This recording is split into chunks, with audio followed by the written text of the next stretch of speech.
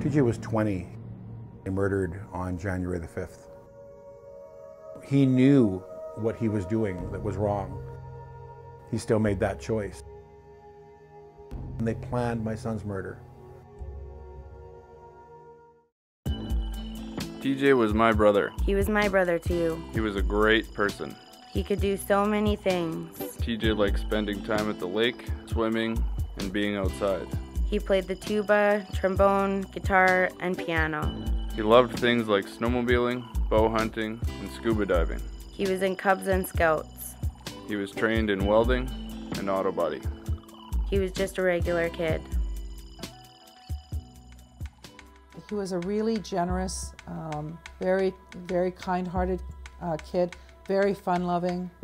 When I hear the phrase "booyah," I think of TJ because he loved that. He'd play, some video game or whatever, and he'd yell "booyah," and that, to me, that's TJ's phrase.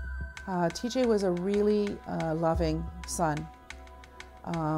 He was immensely grateful for things. He never left the table without saying thank you for a meal. If it was breakfast, lunch, or supper, he'd get up and he'd say, "Thanks for supper, Mama." And he never left the house. Even after a fight, he would never leave the house without saying, "Love you, kisses, hugs," every time. And sometimes I know he said, "Love you, kisses, hugs," and I'd say to him, and I'd be so exasperated with him, and I'd say, "I love you too, TJ," but that doesn't stop, whatever the problem was. But he always said, "Love you, Mom, kisses, hugs." TJ found a passion for under-the-sea life and was working to become an underwater specialty welder. He was just finishing his welding diploma at Winnipeg Technical College, and after his journeyman training, planned to go to a Vancouver school to become a certified specialist. TJ had all kinds of hopes and dreams for his life. He became a scuba diver, and he was also an auto body technician. He got a certificate in auto body from the Winnipeg Technical College. And after that, he elected to go back to school and get his welding certificate. And so he was just a couple of weeks shy of getting that certificate when he was murdered. But while TJ was a wonderful person with great potential, he made some choices in his life that were not the smartest nor the healthiest. TJ also used and dealt drugs.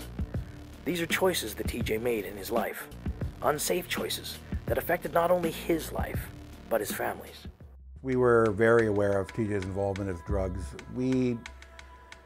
I don't know if we know exactly when it started, but I would suggest around 15 years old, experimenting, and it sort of grew and his attitude changed along with his drug use.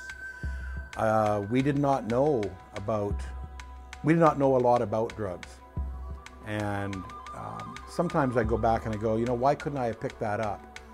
But I didn't.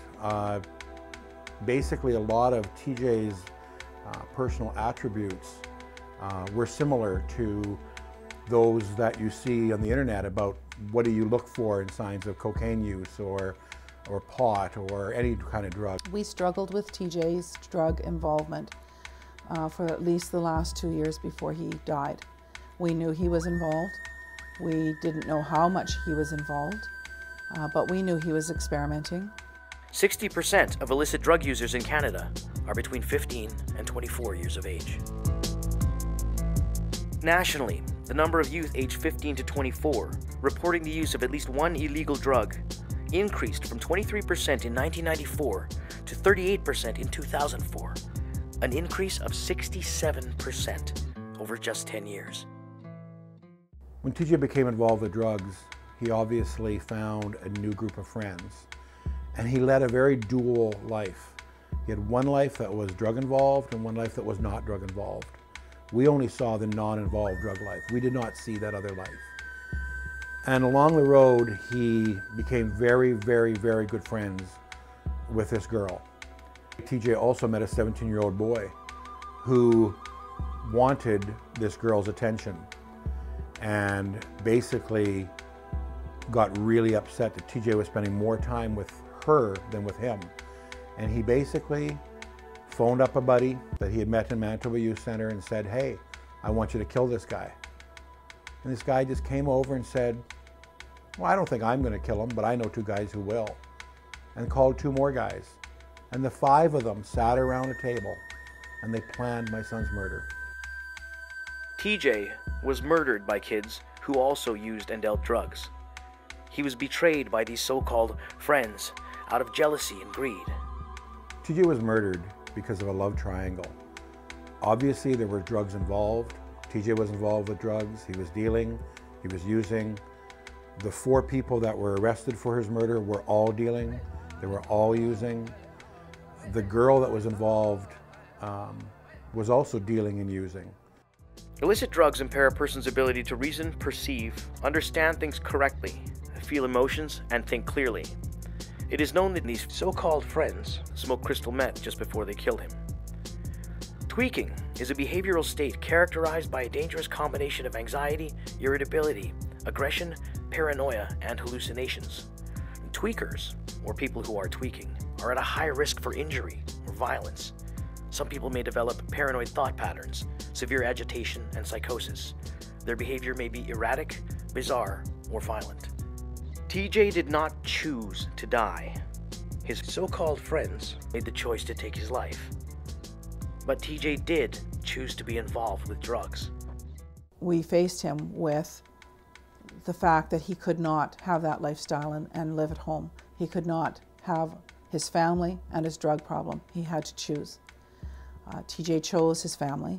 He agreed to leave that lifestyle and to be part of our family again. Agreement was that on January the 6th, 2003, which was the first day of school back after our Christmas break, that we would start on this journey together.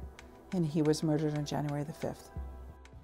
Because of their choices, TJ's teenage murderers will be in jail until they're in their 30s or 40s. They're missing the best years of their lives. They all made a choice that day. And it just shows me how incredible, important a choice is that you make. TJ wanted what every kid wants: to have fun, to be successful, to travel to cool places, to be someone. TJ was murdered by people who chose drugs over his life and friendship. Every day people make choices. TJ made a choice. He made a choice to use drugs. He made a choice to sell drugs. He didn't choose to die. He had no idea that those choices would end up with his death. 5 people sat around a table and made a choice to murder another human being for absolutely no reason. They made a choice about drugs, and that's all they cared about. You can make a choice. Remember TJ's choices. Remember those 5 people's choices and what they did. You have a choice. You really do.